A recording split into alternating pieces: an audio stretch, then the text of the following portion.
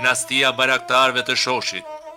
Shoshi, i pagzuar tradicionalisht si bajraku me fisnik i maleve të Veriut, pati një dinasti klasike bajraktarësh, produkti një geni të veçantë gjenetik advetarie, zgjuarësie, të përkryer dhe të kthyer në traditë shekullore.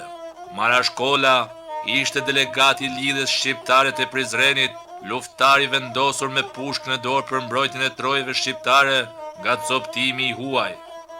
Burr pleqtar dhe i dijshëm, gjithmonë me kanull e kandar në dorë, mahall në mahall, bajrak në bajrak, burr që fjala i zinte vend në çdo malsi, fistar krenar si bajraku i vet, të cilit i mbante kuroren, i internuar në Tripoli si anti-Osman rebel, i pa korrigjueshëm i Anadolakut, ishte një antar aktiv i degës së lidhjes shqiptare të Prizrenit për Shkodrën, që luftoi në Tarabosh, Hot, Grud, Ulqin, si prirës i fisit të vet luftarak.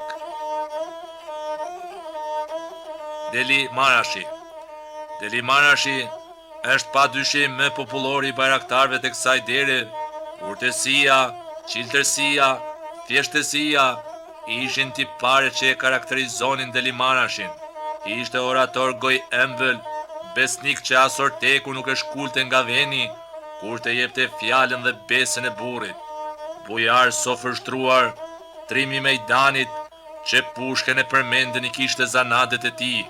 Deliu, në ballë të shorshanëve trima, zuri i pari qafen e Agrit, duke mposhtur të pathyeshmin me emrin fetih të portës së lartë.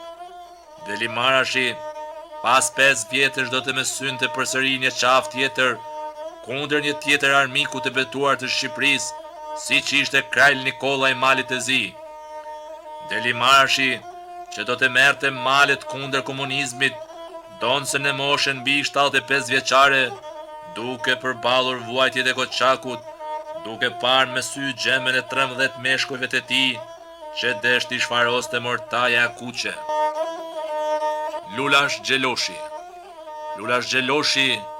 burr me inteligjencë të lartë dhe emocione të fuqishme, të cilat dinte t'i fshihte me një qetësi të admirueshme. Lulash bajraktari kishte një nuhatje provoj politike me të lartë se të gjithë kolegët e tjerë bajraktar të kohës së tij. Njëri që jeta e kishte mësuar se kyçi i suksesit në jetë ishte kombinimi i forcës me inteligjencën. Ishte protagonisti i skenës politike luftarake në Dugaxhin, në të gjitha ngjarjet e mëdha që kaloi kjo malsi, që nga viti 1915 deri në vitin 1945, me marrjen e fuqisë nga komunistët.